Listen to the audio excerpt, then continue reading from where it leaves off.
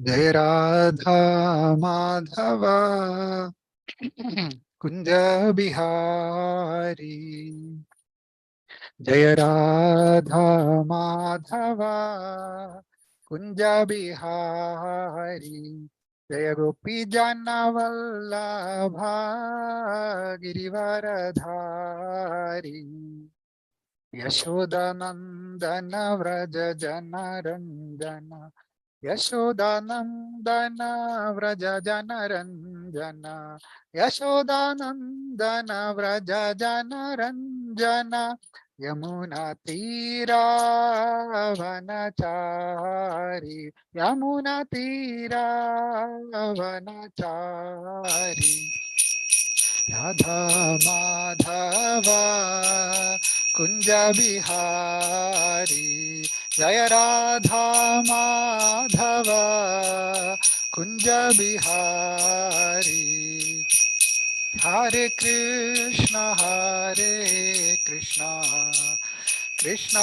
Krishna Hare Hare,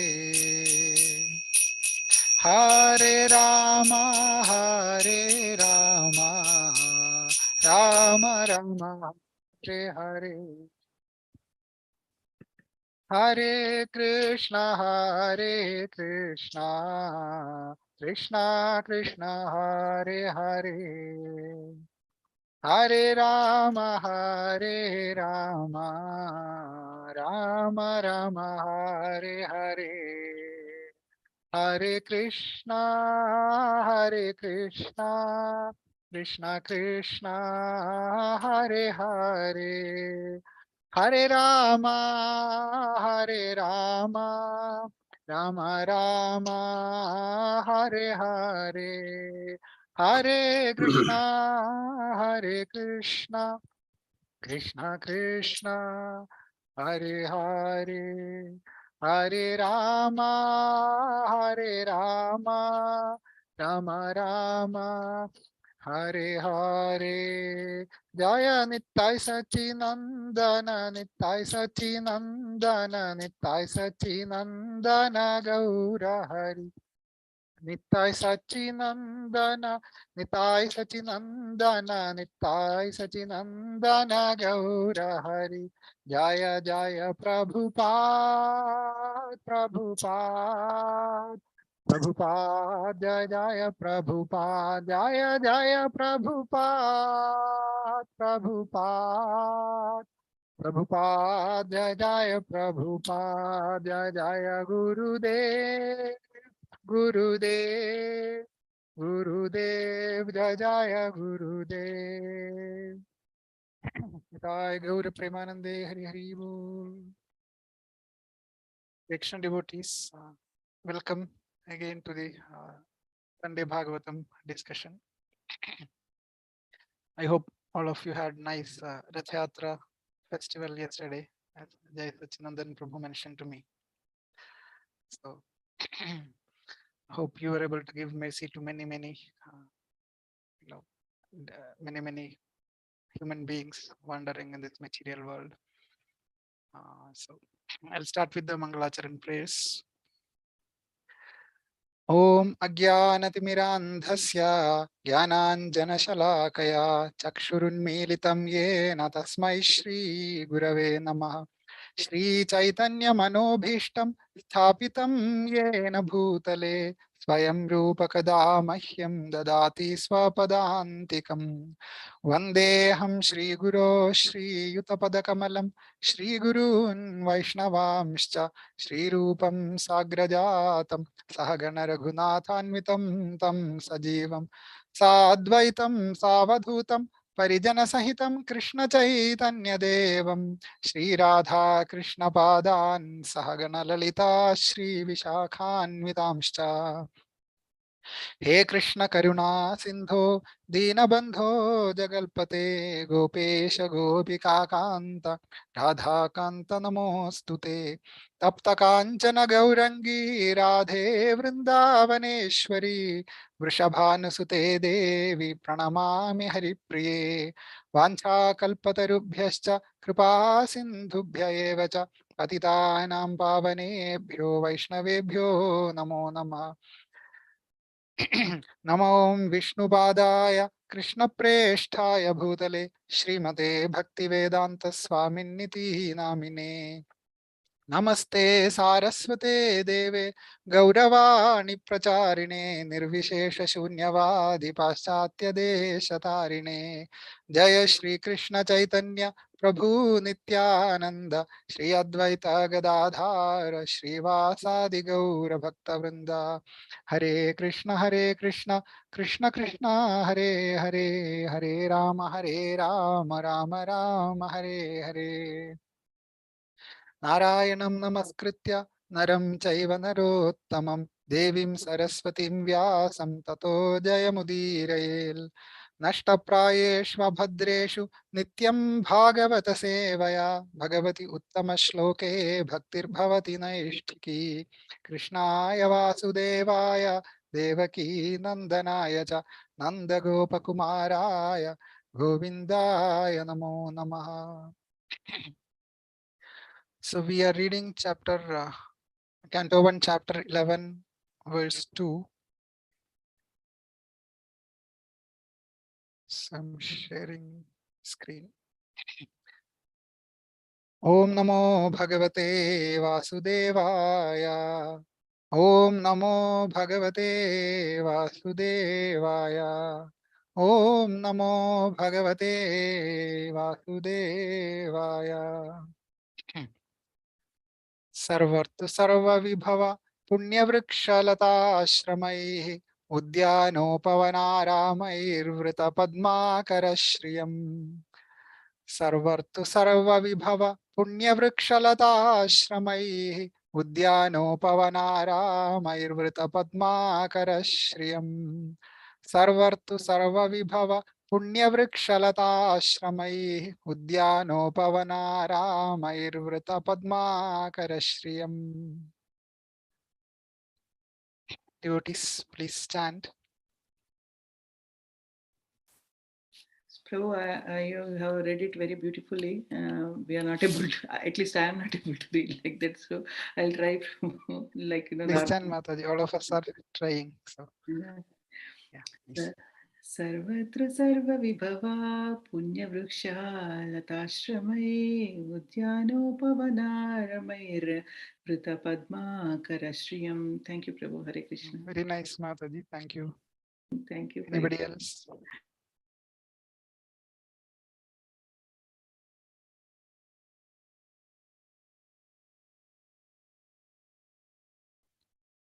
Hare Krishna. Anybody else would like to chant? I'll try. Yes, Prabhu, please.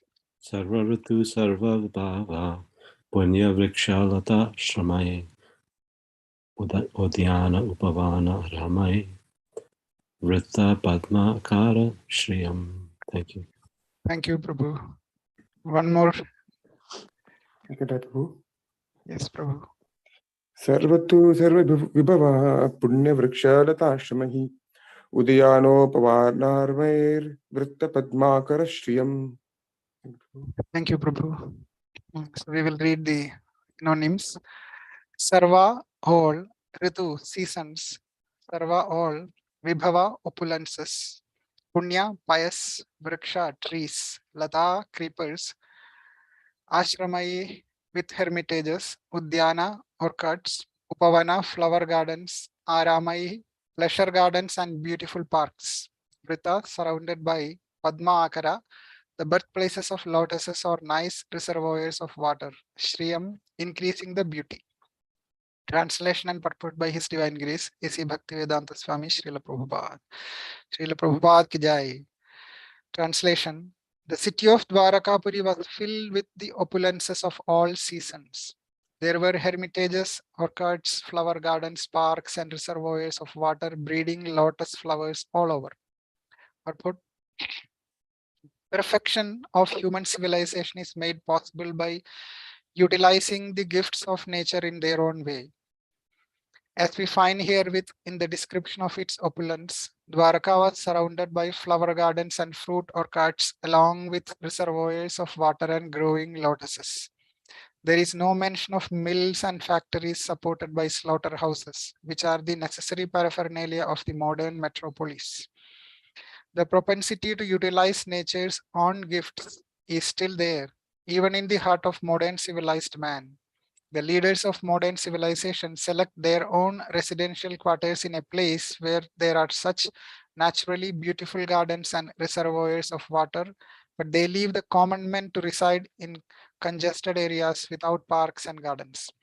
Herein, of course, we find a different description of the city of Dwaraka. It is understood that the whole Dhama or residential quarter was surrounded by such gardens and parks with reservoirs of water where lotuses grew. It is understood that all the people depended on nature's gifts of fruits and flowers without industrial enterprises promoting filthy huts and slums for residential quarters. Advancement of civilization is estimated not on the growth of mills and factories to deteriorate the finer instincts of the human being, but on developing the potent spiritual instincts of human beings and giving them a chance to go back to Godhead. Development of factories and mills is called Ugra Karma or pungent activities, and such activities deteriorate the finer sentiments of the human being and society to form a dungeon of demons. We find here in the mention of pious trees which produce seasonal flowers and fruits. The impious trees are useless jungles only, and they can only be used to supply fuels. In the modern civilization, such impious trees are planted on the sides of roads. Human energy should be properly utilized in developing the finer senses for spiritual understanding, in which lies the solution of life. Fruits, flowers, beautiful gardens, parks, and reservoirs of water with ducks and swans playing in the midst of lotus flowers, and cows giving sufficient milk and butter are essential for developing the finer tissues of the human body. As against this, the dungeons of mines, factories, and workshops develop demoniac propensities in the working class. The vested interests flourish at the cost of the working class, and consequently, there are severe clashes between them in so many ways. The description of Dwaraka Dhama is the ideal of human civilization. Hare Krishna. I seek blessings and prayers from all the devotees so that I can speak something which is beneficial to all of us and pleasing to Prabhupada and Krishna. So the context here, as you may already know, Krishna just stepped in to the city of Dwaraka, and then the citizens of Dwaraka, they are glorifying Krishna. They were mentioning, you were traveling abroad, and if you are there, it is difficult, and they would like him to be back, etc. And last verse, there was a description about the Dwaraka city was well protected by all the kings. And then now in this verse, it is described that the city of Dwarakapuri was filled with the opulences of all seasons. Each season there are different kinds of resources seen, and Dwaraka is perfect in that sense, having all these opulences. And examples were given. There were hermitages, orchards, flower gardens, parks, and reservoirs of water breeding lotus flowers all over. So it's very interesting to read this purport. Srila Prabhupada went into different directions. Of course, in the beginning, he is talking about the perfection of human civilization. The whole purport is basically based on that. What is the best human civilization? And we can see that it is possible only by utilizing the gifts of nature in their own way. That means, Krishna, nature is under Krishna's control. So Krishna has given all the resources and facilities to survive in this material world. And a perfect human civilization is possible only by utilizing those nature's gifts, not by making our own so-called advancement and things like that. Big buildings and factories and those things, and slaughterhouses and all sort of demoniac way of in one sense misusing the nature's gifts. So many times, as we can see, even in India, to build big apartments and factories and these things. They have to overutilize the capacity of earth, and then the consequences, there are floods happening and all sort of calamities are happening, etc. So when we try with our own imperfect senses to improve some things, there will be mistakes, it is obvious.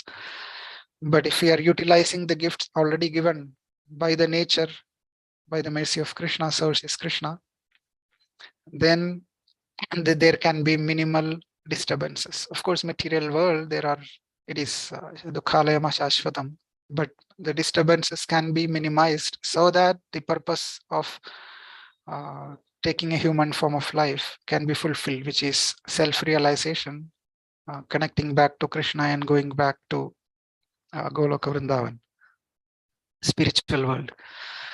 So, Prabhupada nicely mentions that even the modern men understand the importance of nature's gifts. He mentions the leaders, political leaders, and other leaders. They choose to live in a very peaceful space wherein there are not much disturbance of city traffic and congestion, but they will choose a nice residential quarters having so much of natural gardens and little lake and water and things like that. So they know the importance of that, or they enjoy that. But then because people are selfish in this Kali Yuga especially, so they will, even the leaders, so-called leaders who are supposed to take care of the whole kingdom, they don't care about the rest of the world. And they can be living wherever without much resources, natural resources, especially in the cities we can see all over the world. Natural resources are so less. They are closing all the lakes and rivers and then building apartments, and then it'll collapse with a small rain or flood. So recently we have seen at least heavy damages in Pakistan. The videos were really horrible to watch. How the buildings are simply taken away by the flood, and people are taken away by the heavy flood. Somebody was trying to hold on to a river branch, and then suddenly big flood came. I just saw that in a video, and then the flood simply took that person away, as if it is a very simple thing. So it was horrible there. Even in India, many places the flooding is happening, especially in the cities. It's interesting to see that these are happening in the cities which are called as civilized, the place where civilized persons live. Cities are constructed with modern amenities and this that, but all these calamities are affecting the cities majorly, because as Prabhupada mentioned, it is not utilizing the nature's gift, but trying to build our own way of or trying to build a newer modern civilization, so-called modern civilization. So and he mentioned that in the development of factories and mills, this is called ugra karma, or pungent activities, and these will deteriorate the finer sentiments of human being. So there is a description about how these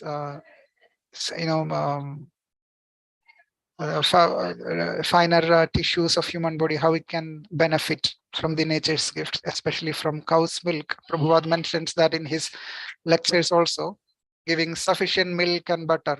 These are very essential for developing finer tissues of the human body. And then having a life surrounded by gardens, parks, reservoirs of water, clean water, not the water coming out of factories and things like that. Even we know that in Vrindavan,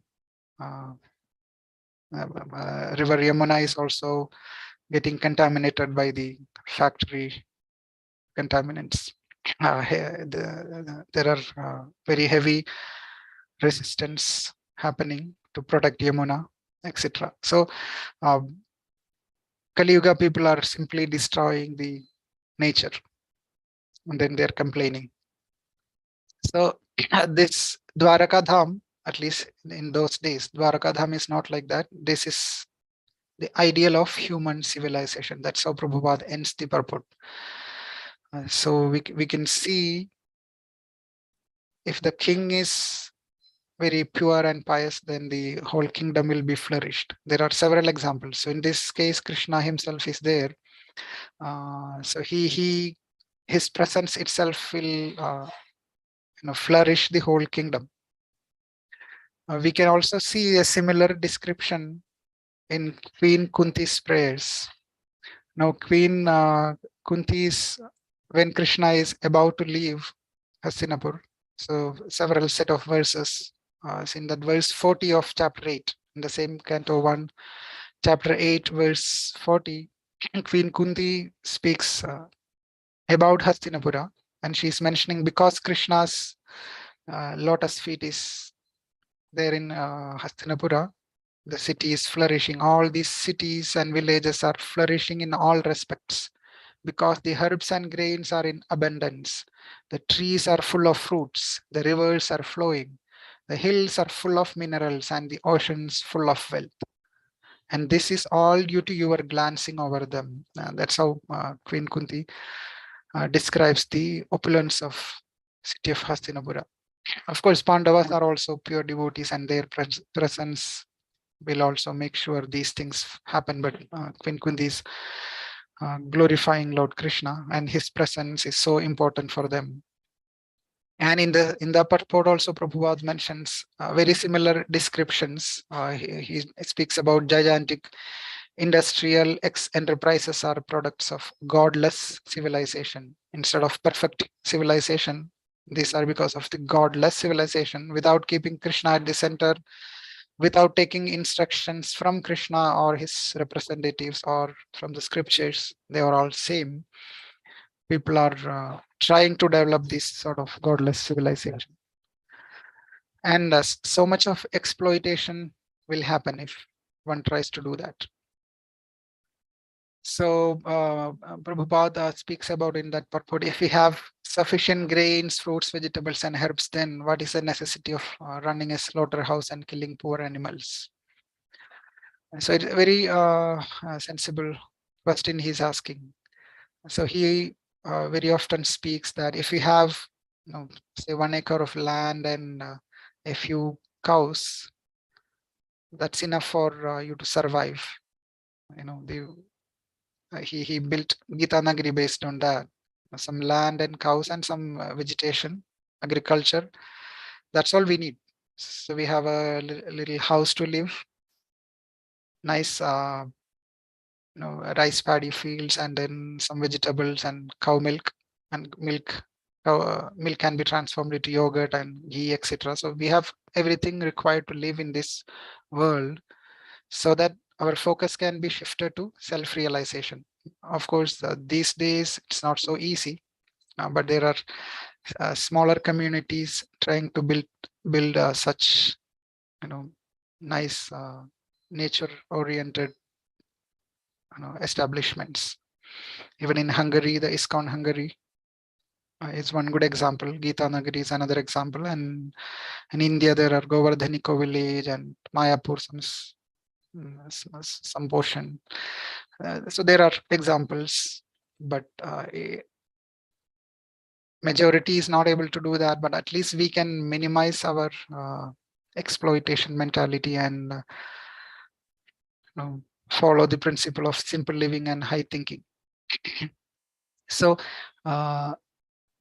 in this connection, we can also see from Brahma Samhita, the very famous verse, the Chintamani Prakarasadmasu Kalpavriksha Lakshāvriteshu Surabhirabhipalayantam Lakshmi Sahasra Shata Sambhrama Sevyamanam Govindamadi Purusham Tamaham Bhajami.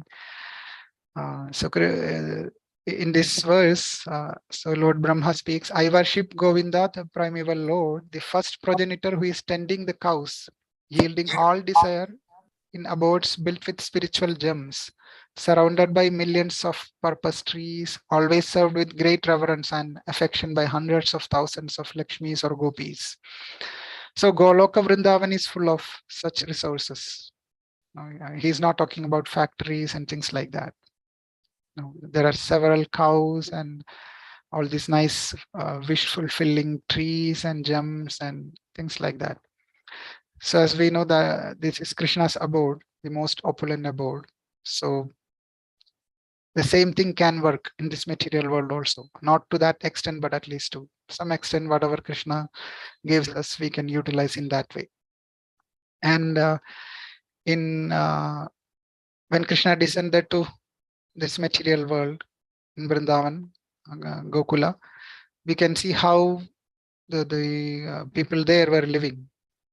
They were having very opulent life. They had so much of milk, yogurt, and all resources. They used to, for festivals and all, they used to throw yogurt to each other, and because so much of extra yogurt and milk and all the products. So they were simply having, abhishek with yogurt each other also.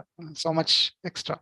But nowadays, we have to be very careful by buying milk and yogurt, etc. Because not much, even though there are so-called factories and this, that producing milk, yogurt, etc. We are still not able to do in that way. And they were all very happy also. In Vrindavan, people, even now there are villages in Vrindavan, they are following a very simple lifestyle, but they are very happy. So they don't have that much anxiety as the people in the cities.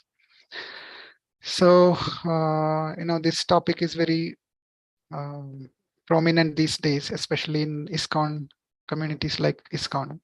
Cow protection versus cow killing. How do we make sure cows are being protected, which is very, very important for a good civilization. Cows are an important part. Krishi Gauraksha Vanijyam, that is Bhagavad Gita speaks. The duties of Vaishya is to protect the cows and then do the agriculture and business. And in Bhagavad Gita, there is a verse in chapter 3. This is also a very famous verse. I'll just read the translation. This is 10th verse of chapter 3. In the beginning of creation, the Lord of all creatures sent forth generations of men and demigods along with sacrifices for Vishnu and blessed them by saying, "Be thou happy by this yajna sacrifice, because its performance will bestow upon you everything desirable for living happily and achieving liberation." So the trick is given here.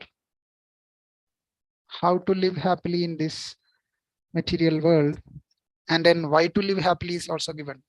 We are not supposed to live happily in this material world so that we can have good time here and then just eternally live in this world having good time. That's not possible. It is still dukhalayam ashashvatam. So here Krishna speaks for living happily and achieving liberation. So it's very clear that purpose is to is self-realization. But during that period of time, how much of our lifetime one has to live here because of their own impurities and purification can take different periods of time. We can live, in one sense happily. Again, there will be disturbances, but living happily. How? By executing this yajna, sacrifice to Vishnu. So by satisfying Vishnu, and Vishnu will provide all the necessary facilities and utilize that. That is a gift of the nature. And and in Bhagavatam also we have descriptions of many Rajarshis, devotee kings, how their kingdom were flourishing. So the main reason is because of their purity, how the king behaves and what kind of lifestyle the king follows, that is going to affect the whole kingdom. And we have stories about good kings and bad kings in Bhagavatam. So recently we had Lord Vamanadeva's appearance day, and then I hope you all heard about the pastimes of Vamanadev, how Bali Maharaj was sent to the Sutala planet, etc. So Bali Maharaj was a pure devotee, very exalted devotee, one of the Mahajana. That's why he was able to receive the opulent kingdom, which is more opulent than the heavenly planet. And Lord himself, Vamanadev himself, took charge of his kingdom. He accepted the position of the doorkeeper and protected. So devotees will be awarded such opulent kingdoms. And Dhruva Maharaj, in the beginning, he wanted to have a kingdom larger than his own great grandfather, Lord Brahma, and Krishna gave that to him. Even though finally he told Swamin Kritarthasmi, Varam Nayache, but Krishna gave him as a service because he knew if the king is a devotee, then the kingdom will flourish.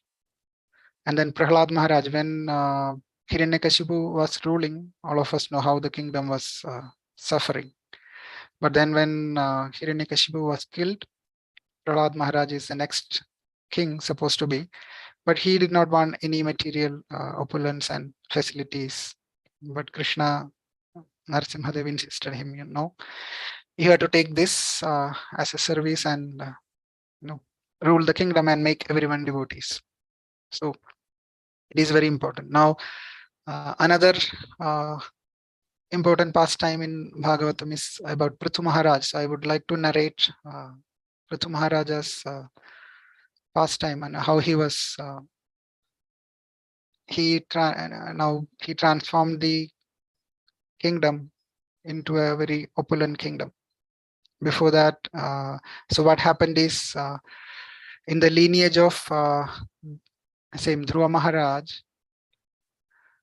there was a king named as Anga. In a few lineage down, Dhruva Maharaja, after Dhruva Maharaja, King Anga was a nice devotee.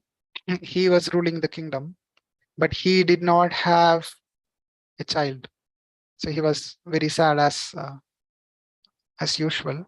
So he and his wife, they were very sad, and then king discussed with the sages, their guru, and then they came up with the solution. So you can do this particular yajna, fire yajna, and then this sadness can be removed. So they did the yajna, and a very effulgent personality came out from the yajna kunda and gave some prasad payasam, and that was given to his wife, Anga's wife.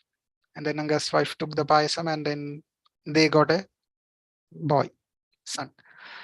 His name was Vena.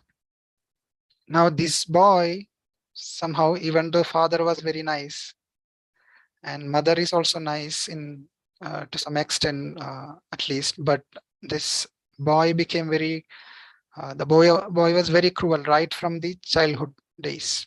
When he was playing with other kids, he used to harass the kids. He used to even it's very surprising, he used to kill his so-called friends just because he was angry or something. Kill. Kids used to fight, they will hit and slap and things like that, but this boy Vena used to kill his friends, so-called friends. That much cruel he was. So he was growing, and his father and mother was not so happy, very, very depressed. And it is described that the reason why this son was so bad is because his mother, that is King Anga's wife, her father was death personified. The name is not given, death personified. So that sin is carried over to the mother, that is the death personified's daughter, which is King Anga's wife. And then this son got that one. So Anga was very sad. He was sometimes thinking, yeah, I would not have gone for getting a child. It was nice. At least compared to this situation, it was better situation when we did not have a son. But then he also thought, no, it is nice that I have a very cruel son. That way I will not be attached too much to the son. And my wife is also not from a nice family. So I'm not too much attached to my wife. That way this will help me to, get detached from this world. At some point in life, the kings are supposed to leave everything and go to the forest for self-realization, completely dedicating themselves. And king was thinking, yes, this is good in some sense. That way he, all of a sudden, he went to the forest for self-realization. So that means there is no king in the kingdom. So all these thieves and rogues, they started, creating disturbances throughout the kingdom. So all these sages were very unhappy with that, of course, and they decided that we need to have a king, otherwise these thieves will take over the kingdom, and we know what is going to happen. But then the son is supposed to be the next king. So some of them decided, yes, somehow we need a king. At least that post is there, means these thieves will be controlled to some extent. So let's coronate him as the king, Vena. But others opposed. No, no, no. He's so cruel right from childhood, and he's growing as a very, very bad boy. So we cannot. If he becomes the king, how difficult will be the state of all the citizens. But then somehow or other they decided, no, we need a king at least. So something is better than nothing. So they made him the king. And as expected, he started ruling in a very cruel way, in his own way, selfish manner. Only one thing which happened was, nice thing happened was, these thieves and rogues, they were afraid of the king, because king was very strong and strict in his own way, but at least their disturbances got reduced. But now king's disturbance started increasing. So then the sages decided that let's try to talk to him in the beginning and see if he can change his mind, pacify him and counsel him. So they tried that, but the king was so cruel, Vena, he did not listen to them, to the extent that he mentioned them that king is as good as God. So now you all have to worship me. You don't worship the supreme person, but worship me. So that, to that extent he went. Then the sages got really disturbed, and then they, through chanting some mantras, so without any weapons or so, chanting some mantras, he killed King Vena. Now King Anga has gone. Now Vena got killed. They don't have king again. So they were all very disturbed again, because now we don't have king. All these thieves and rogues, they will come back to play their own bad games. So this discussion happened, and then they finally, because they were having the sages were having mystical capacity, so they decided to churn the body of King Vena and then create the king from that body. But King Vena was so cruel that he was very sinful. So first they churned his lower portions of the body, the thigh, and then created some creature called Bahuka, and he was he was instructed to take over all the sins of King Vena, and he did that. So that way all the sins were gone from King Vena's body, and then they churned his upper body, right arm and left arm, and then they created two human beings, one male and one female. They were it's described that they were manifestations of Supreme Lord and his consort. So thus Prithu Maharaj and his wife Archi were born. So Prithu Maharaj is the incarnation of Shakti Avesh Avatar, incarnation of Supreme Lord, and Archi is the similar partial incarnation of Mother Lakshmi. So now they are all very happy. The sages are very happy, and they started glorifying the king in different ways, mentioning you are the lord of this kingdom, and so it's very nicely described, how they started glorifying King Prithu.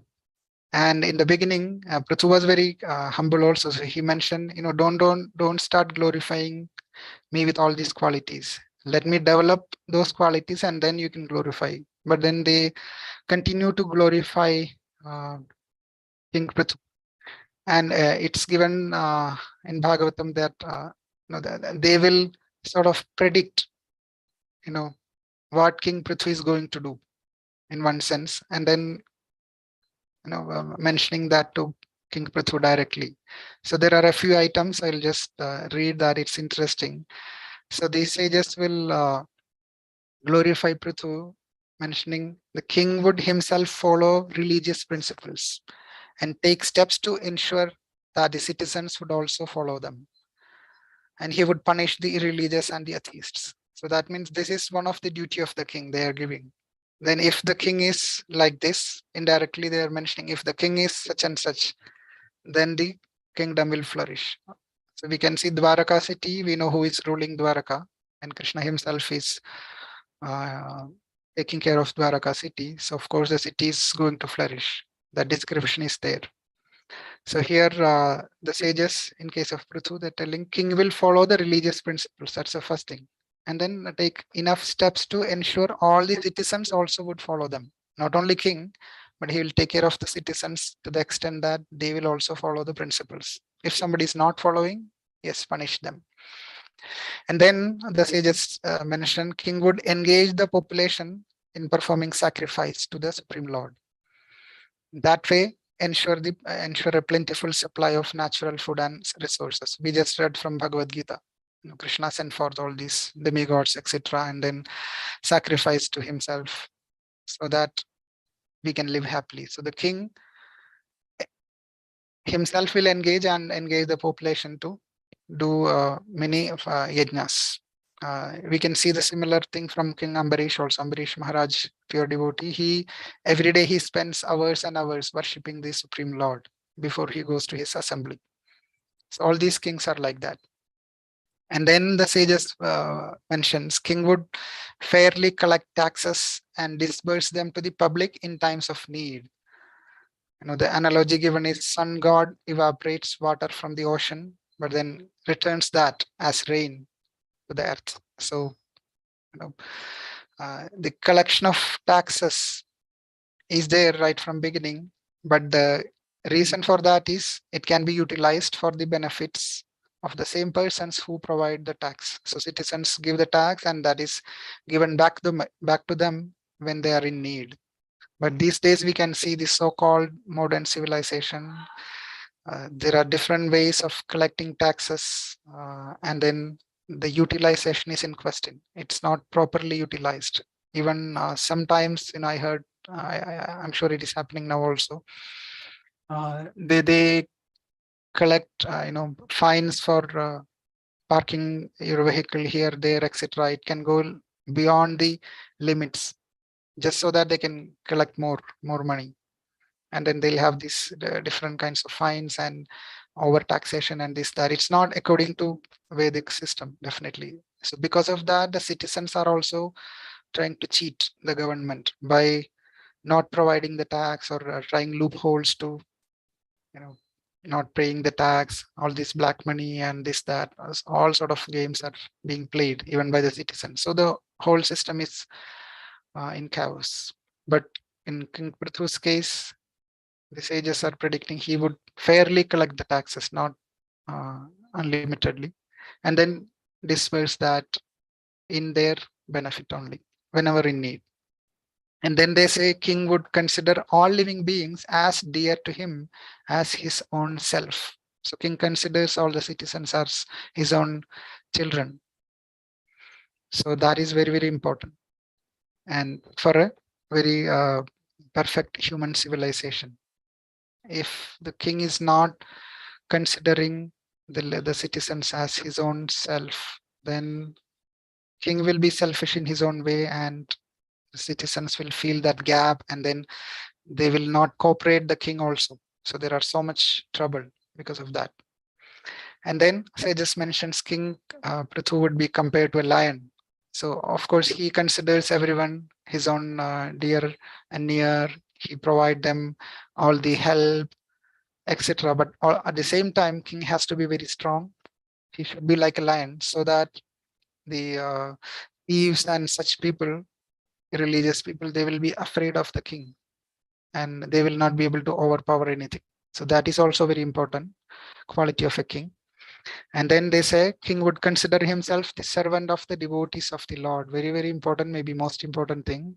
King would consider himself the servant of the devotees of the Lord, and then would rule his kingdom according to their good advice. So usually we have the system of Brahmins will be advising the king.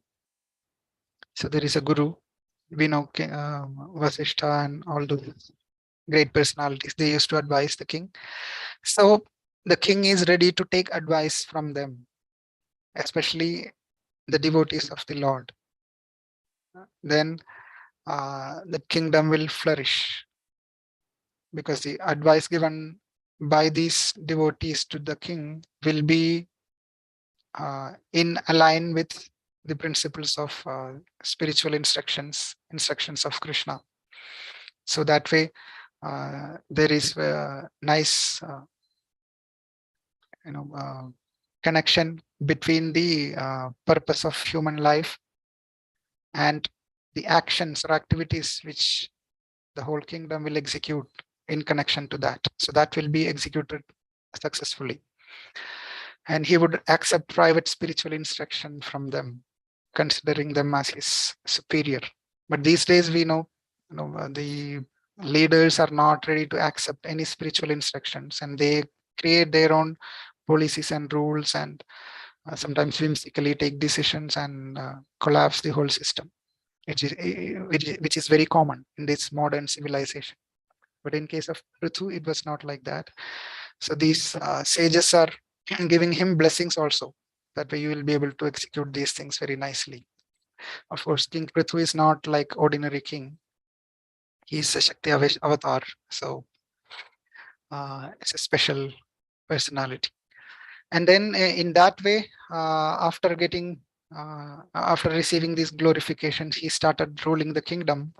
But because the previous king, which was Vena, he was a very bad ruler, the whole kingdom was suffering, and there were no opulences, and people were hungry, and all those difficulties. So all these citizens came to King Prithu and complained, because they cannot go to the king only to complain, right? So we are having so much sufferings, and no resources, no facilities to live peacefully here. Please do something. So King Prithu knew what was happening, so he went and threatened the earth deity, because earth is supposed to provide all these supplies. So king was chastising the mother earth, mentioning, see, we did all these fire yajnas and still you are not providing all the opulences and facilities. So mother earth was afraid, and she took the form of a cow, long story short, and then started running to escape from King Prithu. Prithu Maharaj was running behind her and finally caught her, and then she will beg for forgiveness, and she mentions, because of the wrong rulers such as Vena, I was kind of holding on to these opulences, not giving away. But now, having you as the king, I will supply. And then she started supplying all these natural resources to all the citizens. That way, King Prithu's humility and devotion, and that connection with the Supreme Lord, that was helping the kingdom to flourish. And finally, King Prithu and his wife Archi, they will go back home, back to Godhead. They will go back to Vaikuntha Loka. That's how his pastime goes. But the lesson from this is, it all depends on the qualities of the leader, how the kingdom or how the civilization can be developed. So without going through these religious principles and practices, without following that, no good civilization can be developed. And in this case, Dwaraka city, which is so opulent because of Krishna's presence, and how Krishna, we read maybe few sessions before, how Krishna was executing his religious activities. Each day he will wake up very, very early in the morning, 3 hours before the sunrise, and then he will do his meditation, and he visits various temples. He worships the deity. He worships himself, by the way, but following in his footsteps, we can worship Lord Krishna.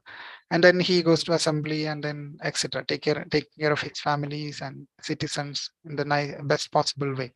So that is the way to go from the perspective of a good leader. And Dwaraka is the best example for, as Prabhupada mentioned, Dwaraka is the best example for the ideal human civilization. Now, in the upcoming verses, we'll hear some more descriptions of Dwaraka. But in one of the literature called Harivamsha Purana, now Harivamsha Purana, there is a description of a detailed description of the city of Dwaraka. So I found some details that itself is a little bit longer, but I'll in few minutes. So we have 7 more minutes, so maybe I'll take 3-4 minutes to read some of the opulences of city of Dwaraka given in this Harivamsha literature. I won't read continuously, but I'll read some of the interesting aspects. So it's described that the city was encircled by ditches filled with lotus stalks resembling the rivers Ganga and Sindhu, and in which were sporting the swans. And as the sky is covered with gold-hued clouds, so that city looked beautiful with sunny walls made of gold set on the roofs of the houses, very opulent. And also encircled with gardens resembling Nandana and Chaitraratha, Dwaraka appeared beautiful like the sky stricken with clouds. And it's mentioned there were also the beautiful forests of Bhargava and Pushpaka, huge like the Mount Meru, which were covered with creepers extending to the roots of the trees, and many such things. And there are beholding the palaces of the illustrious Dasharhas in the best of cities, delightful to men, containing golden and jeweled stairs. The stairs were golden and with so much jewels, filled with dreadful echoes and abounding in courtyards. Devaki's son was highly pleased. Krishna was pleased. And the tops of the houses, as if covered with golden flowers and others of 5 colors, imitated the beauty of mountains with charming summits and caves, filled with noise like unto the muttering of clouds and burning like forest fire. Those houses built by Vishwakarma were looking like so many mountains, and filled the sky with effulgence like the sun and moon. The city was embellished with forest trees and noble dasarhas. The city of Dwaraka, adorned with cloud-like houses, and the gods Vasudeva and Indra looked like the welkin stricken with variegated clouds. And so there are so many such wonderful descriptions about Dwaraka city in these literatures. And one more interesting things this is also interesting. Vishwakarma for Krishna, the best of the Yadu race, had brought and planted at Dwaraka all the trees that grow on the mountains Sumeru and Himalaya. And at all the boundary lines of the gardens were planted trees that yield fruits in all the seasons, and those crusted with white, yellow, red, green, and pink flowers. So these trees, all the trees will yield fruits. So Prabhupada mentioned in these days we have these trees on the sides of the roads just for some shade or so. They were not yielding any fruit. They were just there for some shade, which are all useless. But here in Dwaraka, all the trees were yielding fruits in all the seasons, abundant supply of fruits. And in some of the rivers, flowers used to float always. Their banks were adorned with various trees and creepers, and the sand was of the color of golden sugar. Wow. The trees of the city resorted to buy maddened peacocks and quails used to look highly beautiful. The herds of elephants, cows, buffaloes, boars, deer, and birds used to live happily in that city.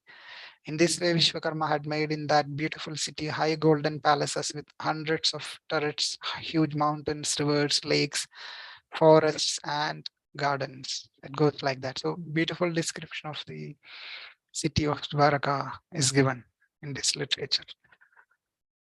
So I think I would stop here and see if we have any reflections or additions to this discussion of city of Dwaraka and best human civilization. Hare Krishna.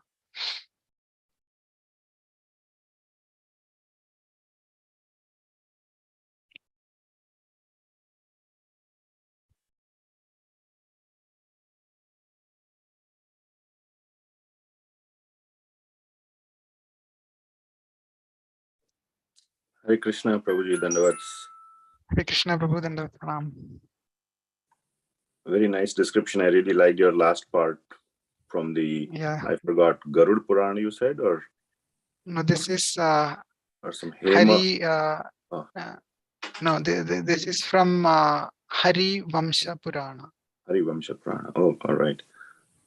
Thank you for finding that out. I really relish these things that are from other scriptures that we rarely get to hear about. Thank you so much. And as always, Actually, I heard there was a lecture by His Holiness Ramapada Swami Maharaj some weeks before also. He was reading from this glorifying city of Dwaraka. I couldn't get the exact, he was having a hard copy of book, but this was online, but similar descriptions, the same literature. That's why I found Dwaraka descriptions are there in this. So glories to him. thank you. Thank you so much, Prabhu. Yeah. Thank you, Prabhu. Hare Krishna. Hare Krishna, Prema Vardhan, Prabhu, Dhanat Maharaj, Shri Prabhupada. Hare Krishna, Dandavats Pranam. Thank you so much for amazing class, Prabhu. Thank you for the description. I second what Pankaj Prabhu has said as well, especially about the last part where the descriptions of Dwarka has been mentioned. It is very, very beautiful, Prabhu. Thank you so much. That I was just remember, nice. Prabhu, yeah, just to add one thing I've added, Prabhu. So this Please. just about Harimamsha Puran, it's a that's what I've heard, Prabhu. It's a supplement to Mahabharata, and Srila Vishwanath Thakur very, very often quotes this, and he actually quotes this Harimamsha Puran to establish the fact that there are two Krishnas, Yashodanandan Krishna and Devaki Krishna. Devakinandan Krishna. So he uses that because it's a detailed description about the appearance of Krishna in Harimamsha Puran as well. So he used that. Jiva Goswami also uses this Harimamsha Puran to quotes this particular Puran and to substantiate many other facts. And there's a this is available, I think, in Raspberry Lal and Sons. It's a big, I think, it's in Vrindavan. It's a huge, humongous store. It's a lot of books, and there are around 8 or 9 volumes of Harimamsha Puran. The book. Oh, okay. Huge. But this is available. So, yeah. Nice. Thank you for adding those nice nectar. Thank you. Hare Krishna.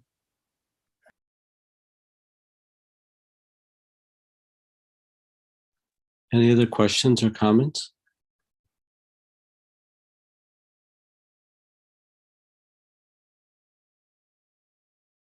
Okay. Thank you, Prema Vardhan, Prabhu. I liked how you linked this verse to 1.8.40. Because the mood of Kunti is, the presence of Krishna and is what is making their life fortunate, and the mood of Dwarkavasis is obviously the same thing because they're desiring his constant presence. And then for the glorification of Dwarka makes sense because it's demonstrating that the presence of Krishna is what's creating the opulence of Dwarka. So that's Srila Prabhupada in that purport that or in that verse 1.8.40 says, natural gifts are dependent on the mercy of Lord. Yes.